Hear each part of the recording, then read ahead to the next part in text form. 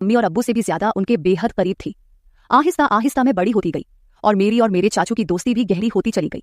इस वक्त मैंने नई नई जवानी में कदम रखा था और अपनी सहेलियों से मर्द और औरत के बीच के रिश्ते के बारे में नई नई बातें सुनी थी।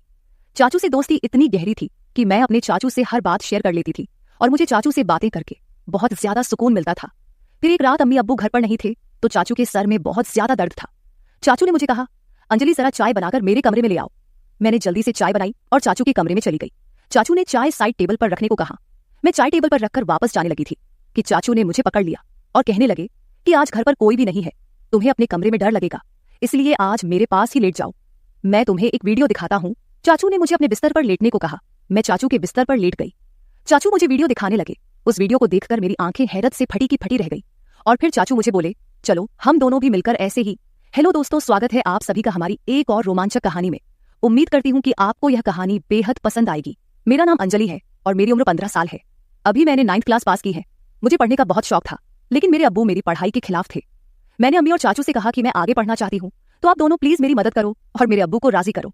अम्मी ने अपनी तरफ से बहुत कोशिश की, लेकिन अब्बू नहीं मान रहे थे क्योंकि उनका कहना था कि आजकल कॉलेज में पढ़ाई कम और आशिकी ज्यादा चलती है। तभी मेरे चाचू ने अब्बू को समझाया और एक तरफ से मेरी गारंटी ले ली कि मैं ऐसा कुछ भी नहीं करूंगी और सिर्फ पढ़ाई करूंगी।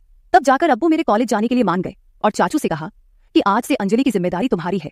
अगर उसने कुछ उल्टा सीधा काम किया जिससे इस घर और खानदान पर कोई दाग लगा तो अंजलि के साथ साथ तुम्हारी भी खैर नहीं है। चाचू ने अब्बू से कहा कि भाईजान आप फिक्र ना करें, मैं अंजलि की हर हरकत पर नजर रख लूंगा।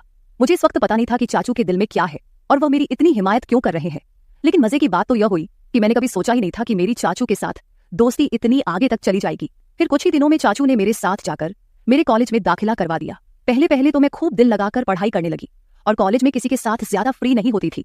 जो भी कॉलेज में होता वह रात को मैं चाचू को घर आकर बता देती। चाचू भी मेरे साथ बहुत ज्यादा फ्री होने लगे थे और मुझे लगता कि वह मुझे बहुत अजीब नजरों से देखते हैं क्योंकि मेरी चाची गांव में रहती थी और चाचू नौकरी के सिलसिले में हमारे घर पर ही रहते थे। फिर कॉलेज में मेरी दोस्ती एक लड़की से हो गई, जिसके साथ दोस्ती करने के बाद मेरी जिंदगी बदलने लगी क्योंकि उस सहेली ने मुझे बताया कि उसकी मंगनी हो चुकी है। उसने मुझे एक दिन अपने मंगेतर से मिलवाया भी था।